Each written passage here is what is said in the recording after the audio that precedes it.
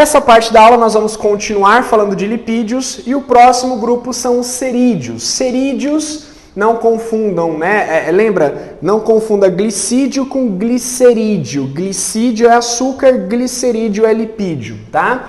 Então aqui são as ceras, principalmente com função de estrutural, né, de construção ou de impermeabilização. Então a gente tem cera na superfície das folhas, caules e frutos. Essa cera, gente, aqui, ó, principalmente eu vou dar o nome, se vocês quiserem anotar, de cutícula.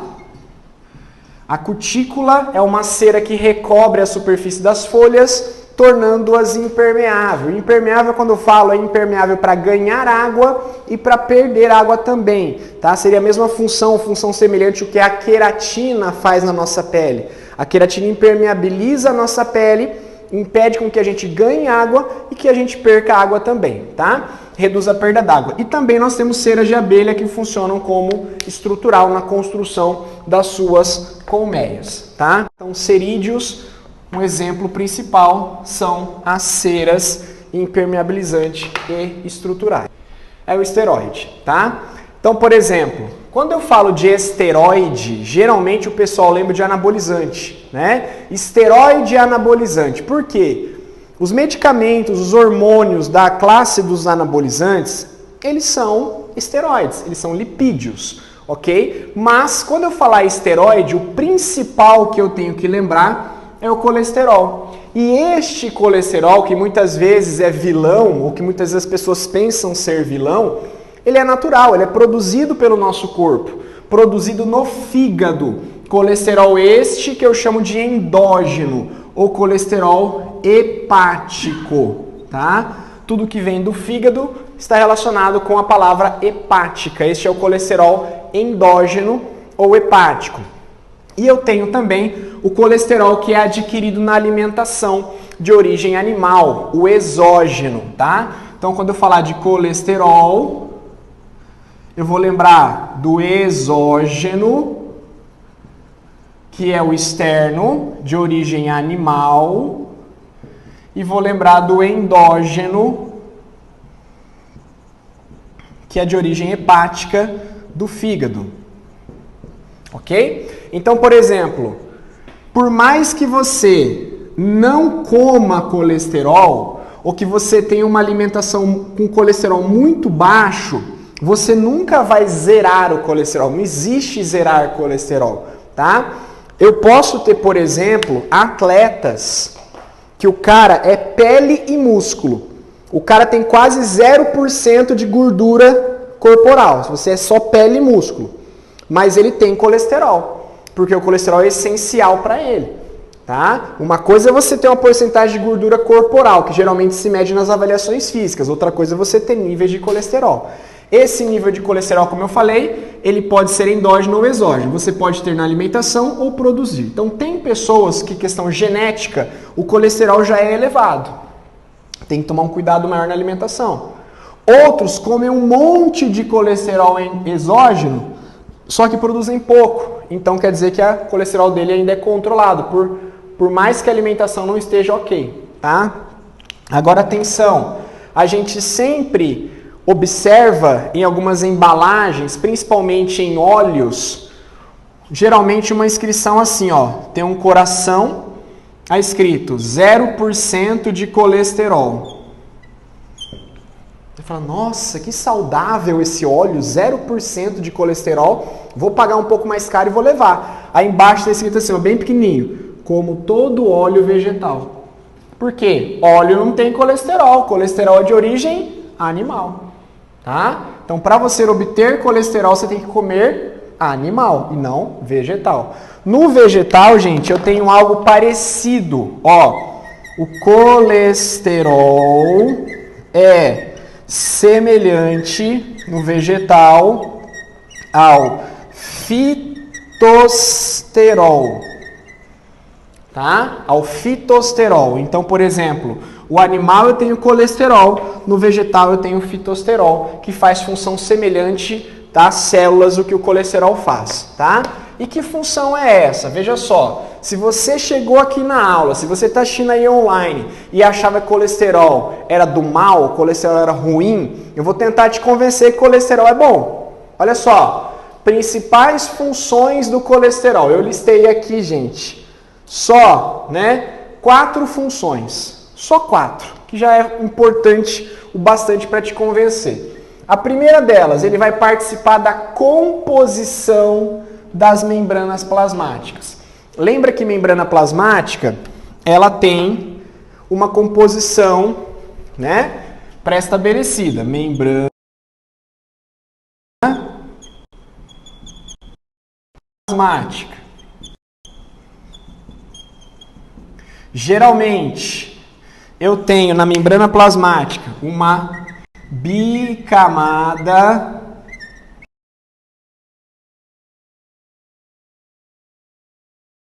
lipídios, tá? Eu tenho proteínas, eu tenho glicocálix em células, por exemplo, animais e protozoários, que glicocálix nada mais é que um carboidrato, tá? E eu tenho colesterol de membrana plasmática. Ele está dentro da membrana plasmática, mantendo a sua integridade.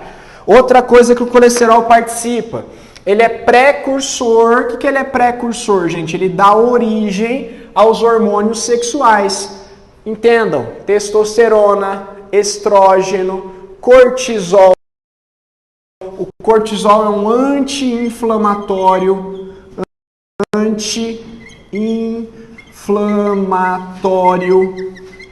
natural, proveniente da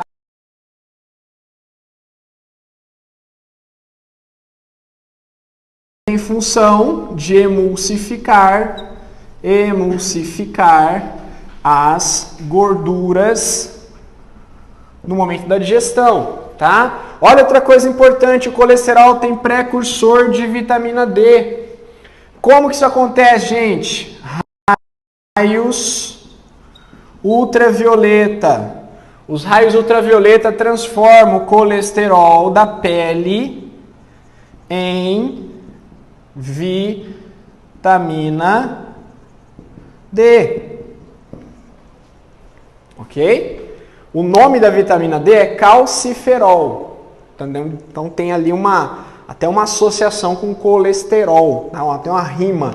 Ele é precursor.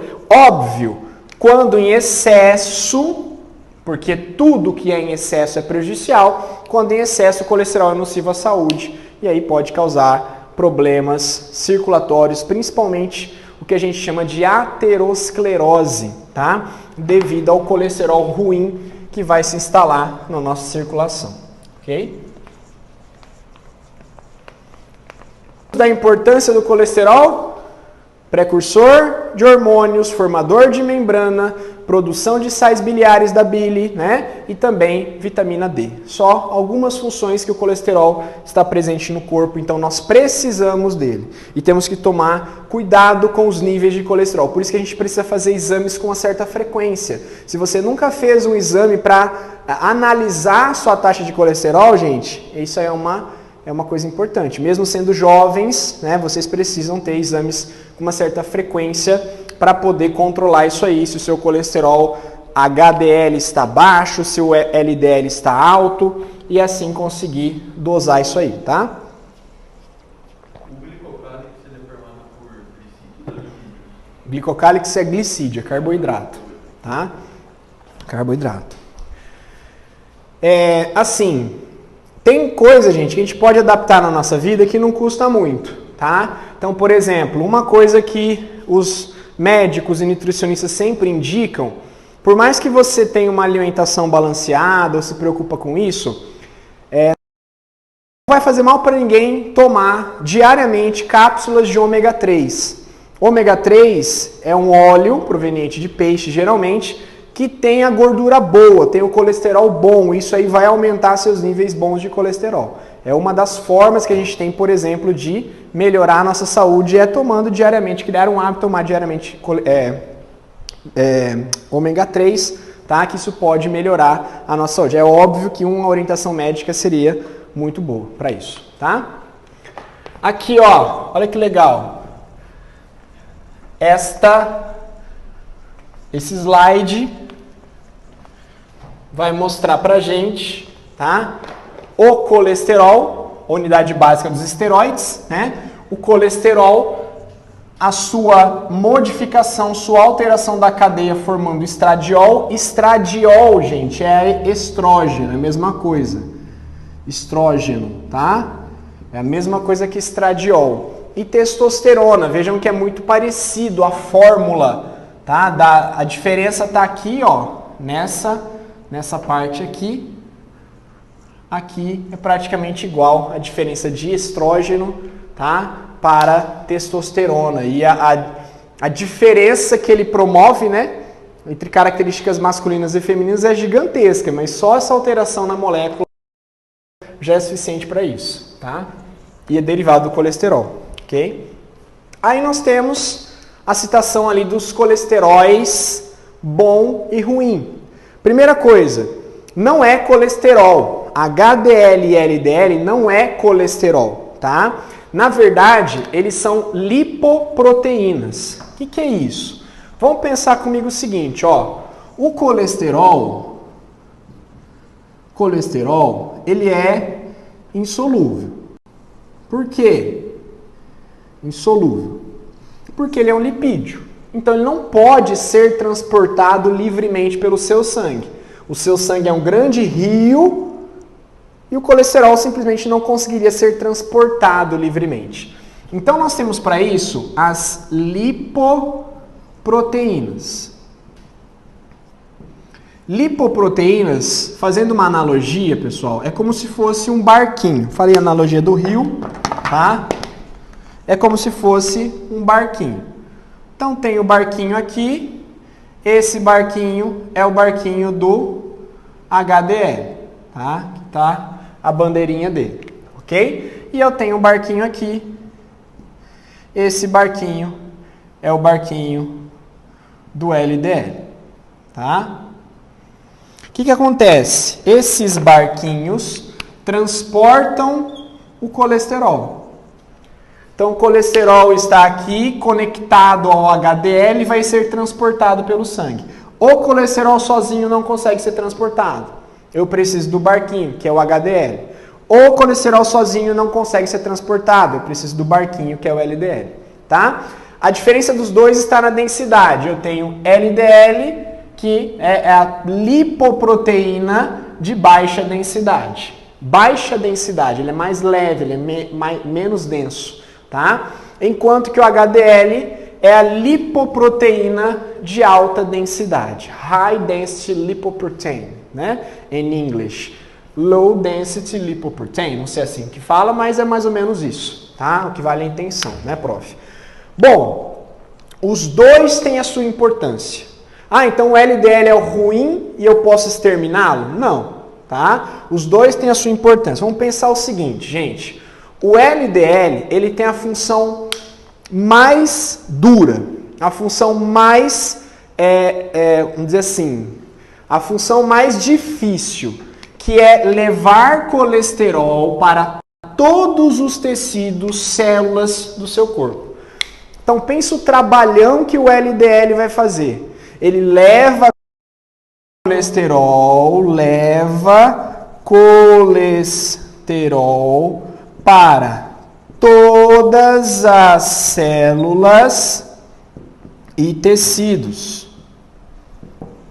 O caminho é longo, ó, caminho longo. Vou pôr entre aspas aqui, tá? O caminho é longo, ele está trafegando o tempo todo as artérias. A função principal do LDL é retirar o excesso de colesterol e levá-lo ao fígado. Lá no fígado, este colesterol vai ser processado.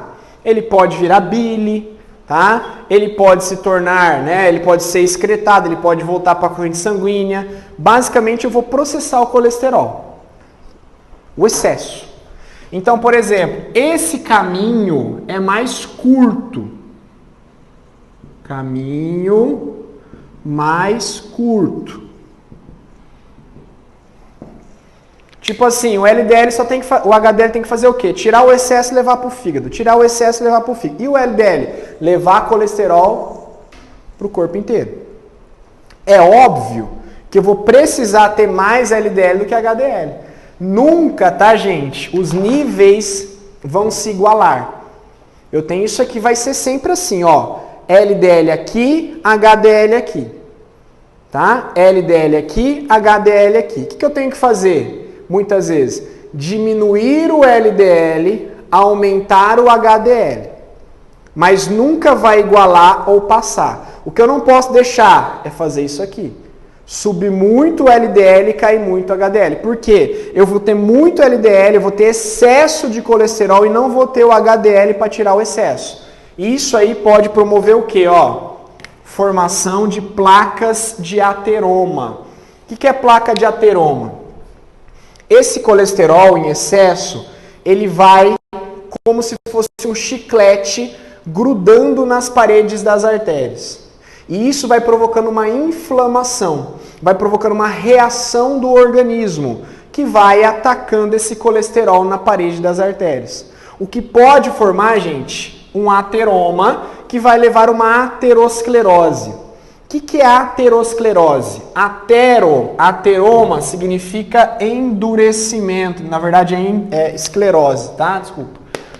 A palavra esclerose significa endurecimento, rigidez. Então o que acontece? Uma artéria, por natureza, ela é elástica para resistir às pressões do sangue ali dentro. Quando eu tenho excesso de colesterol, eu tenho uma inflamação local, uma formação de placa de ateroma, acontece uma aterosclerose. Diminui, na verdade, endurece a artéria, ela não consegue mais pulsar, não consegue mais se expandir, aumenta a pressão, isso pode levar a pequenas hemorragias, tá? E quando acontece uma pequena hemorragia, isso vai conduzir a um trombo, a formação de um coágulo, que é uma rolha de sangue que vai se estabelecer dentro do vaso sanguíneo. E isso vai levar, por exemplo, a um infarto. Tá? Não é normalmente o colesterol que vai entupir a artéria. Tá? Mas o colesterol vai provocar uma inflamação, essa inflamação vai crescer, isso pode gerar uma hemorragia interna na artéria, e essa hemorragia pode virar um trombo, um coágulo, e isso pode levar, tá, a um AVC, pode levar a um infarto. Então o LDL é o mau colesterol, entre aspas, porque ele tem sua função importante, tá? Aí nós temos aqui, ó, basicamente são os esqueminhas. LDL, LDL, tá? Veja, pelo esquema, o LDL tem menor porção de A, esse tem mais porção. Por ele ter mais porção, ele é mais denso do que aquele, tá? O colesterol fica imerso aqui dentro e esses triglicerídeos basicamente vai ter uma região polar e apolar, as cabeças ficam por fora e assim ele é dissolvido no sangue e é transportado, tá bom? Agora veja, níveis normais, o seu colesterol total não pode passar de 190 miligramas por centímetro cúbico de sangue. Só que esse total é somado tudo. A gente tem o HDL, o VLDL, tá? Tem um outro tipo de colesterol chamado VLDL, que aí é o Very Low Density Lipoprotein. É o lipoproteína de muito baixa densidade, é mais leve, é menor do que esse ainda, tá? Mas esses são os principais. O LDL tem que estar abaixo de 130 e o HDL acima de 40, tá? O ideal é 45, 50, 60 de HDL e quanto mais baixo você tiver ali, em torno de 120, 100, de LDL é melhor e vai somar os dois, né? Se eu somar aqui 130 com 40, eu vou ter lá cerca de 170, mais 20 miligramas de VLDL, tá? Você vai chegar nos colesteróis totais, tá bom? Aqui a gente tem... Aqui. Um outro. Não entrou. O que é quilomicron, professor? Oi? O que é quilomicron? Quilomicron. Quilomicron é uma forma em que as gorduras são absorvidas no intestino. Porque assim, quando ela entra, ela não vai se dissolver, ela não vai ser transportada diretamente no sangue, porque ela é uma gordura. Então ela é envolvida por como se fosse uma membrana plasmática que vem lá do intestino, de uma célula intestinal por pinocitose, e ela é transportada pela corrente sanguínea, pela linfa, na verdade, transportada pela linfa e depois ela vai parar na corrente sanguínea. É uma forma de transporte dos lipídios assim que eles são absorvidos no intestino, tá? Então o HDL retira o excesso e ele é o colesterol bom, e aí tem só aquele desenho enfatizando as funções de um e de outro, tá? E aqui a imagem, cuidado com os excessos, né? Basicamente os excessos alimentares, principalmente de origem animal. Então o que pode acontecer aqui? Ó? Isso aqui é uma artéria de grande calibre, você tem depósito aqui, ó, de colesterol na artéria, ela vai criando uma inflamação, pensa que isso aqui é uma espinha gigantesca, tá? Uma espinha cheia de pus. Pode chegar uma hora que a espinha estoura, que ela se rompe. Então não é o colesterol que vai entupir a artéria. Vai chegar uma hora que esse coágulo, esse trombo, né, na verdade, isso aqui é uma inflamação, ela se rompe, provoca um sangramento, como se a espinha estivesse estourado, as plaquetas vêm e começam a agregar aqui para romper, para parar esse sangramento. Pensa, é um sangramento dentro de uma artéria. Tem sangue correndo por ali, mas as paredes da artéria estão sangrando, porque explodiu esse coágulo, né, explodiu essa estrutura cheia de colesterol. E aí, no fato das plaquetas se agregarem aqui, acaba formando um trombo, isso leva a um bloqueio do transporte de sangue, causando um AVC ou causando um infarto. Tudo bem? Bom, aí nós temos ainda, agora da parte dos carotenoides, falei um pouquinho sobre cerídeos, sobre esteroides e agora um pouquinho sobre carotenoides, tá? Os carotenoides são pigmentos que ajudam na fotossíntese e a gente sabe, né, gente, que o principal pigmento da fotossíntese é a clorofila, porém, a clorofila só consegue absorver luz vermelha e luz azul. Ela reflete a luz verde, que é uma parte importante da porção de luz branca que ela recebe. Os carotenoides, eles absorvem muito bem a luz verde e refletem laranja, refletem vermelho, refletem amarelo. Então, por exemplo, quando eu tenho na mesma planta, numa mesma folha, clorofila e caroteno, a clorofila absorve o vermelho e o azul e o caroteno absorve o verde. De certa forma, eu aproveito mais a fotossíntese, aproveito mais a luz para fazer fotossíntese, tá? Então, tudo que você encontrar com pigmento vermelho, amarelo, laranja é considerado caroteno. Para a planta, a importância é isso, são pigmentos auxiliares da fotossíntese. E para a gente, os carotenos são precursores da vitamina A. Então, uma coisa importante, não há vitamina A na cenoura, tudo bem? Não tem vitamina A na cenoura. Na cenoura tem caroteno. O caroteno é convertido em vitamina A dentro dos animais. Tudo bem? Então, quando você come um vegetal que contém caroteno, você não está comendo vitamina A, você está comendo a molécula de caroteno que vai ser quebrada, transformada em vitamina A. Aí nós temos a seguinte situação. Os carotenos são ingeridos em ingestão, tá? A partir dessa ingestão, eu vou transformar o caroteno em vitamina A. A vitamina A, que nós vamos ver na próxima aula, na semana que vem, ela é chamada de retinol. Vitamina A é chamada de retinol. Retinol lembra retina, retina lembra visão, então é aquela vitamina que é boa para visão. Por quê? A vitamina A, gente, ela é precursora de um pigmento visual chamado de rodopsina. A rodopsina é um pigmento fotossensível. Então, quando essa rodopsina que está presente nos nossos bastonetes, que são células da retina, tá? Quando a luz bate lá na retina, bate nos bastonetes, essa rodopsina se fragmenta, ela é sensível, ela se desfaz, tá? Na presença de luz, libera sinais elétricos que são convertidos por neurônios e convertidos, né, e transformados esses sinais em imagens no nosso cérebro, tá? A imagem não é formada lá na retina, a imagem é formada no cérebro. A retina vai captar os impulsos ali, vai converter aquele sinal de luz, né, aquela luz em sinais elétricos e levar para o nosso cérebro, região occipital, que é essa região aqui de trás, tá, do cérebro, é responsável por isso. Se a pessoa tiver uma pancada, gente, uma lesão na parte de trás da cabeça, ela pode ficar cega. Ela não teve nenhuma lesão nos olhos, mas ela teve uma lesão na parte traseira aqui do occipital. Isso pode atrapalhar a interpretação dos sinais que vêm do cérebro e ela não conseguir enxergar mais, mesmo tendo os olhos intactos. Tudo bem? Se eu observar aqui, ó, nessa outra lâmina, eu consigo ver quão interessante é isso. Isso é uma molécula de beta-caroteno, ó, grandona. Se eu parti-la ao meio, olha aqui, parti-la ao meio, eu tenho 2 moléculas de retinol.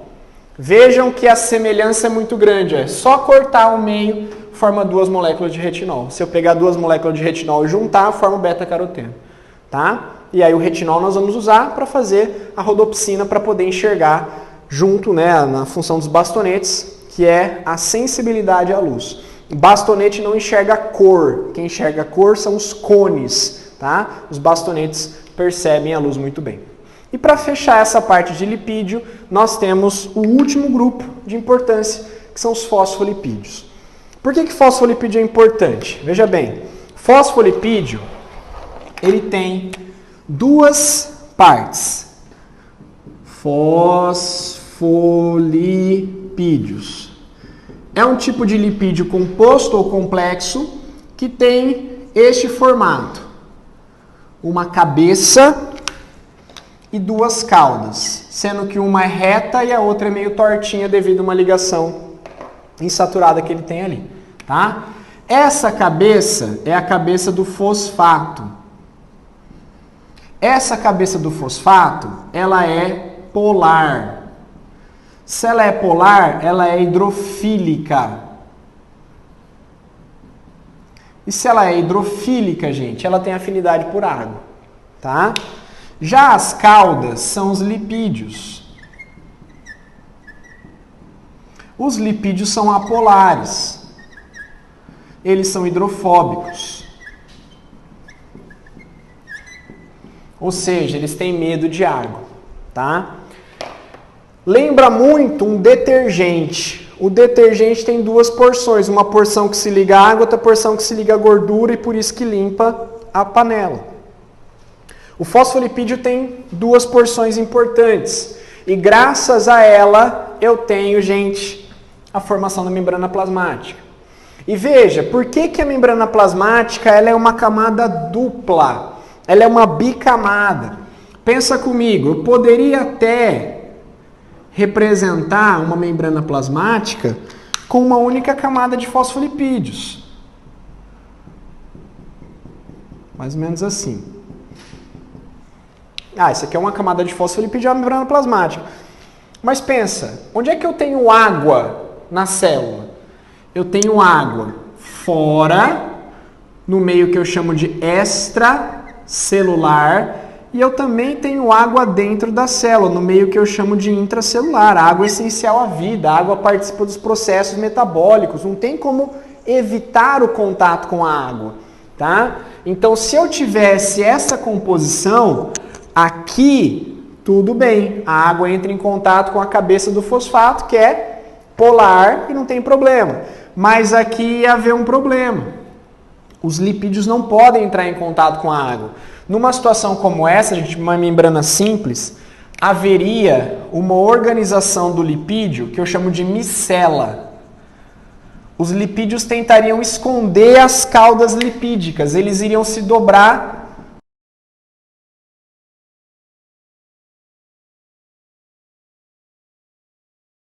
Bolinha aqui, não tem água aqui dentro, eu expulsei completamente a água fica só aqui fora. Isso chama-se micela.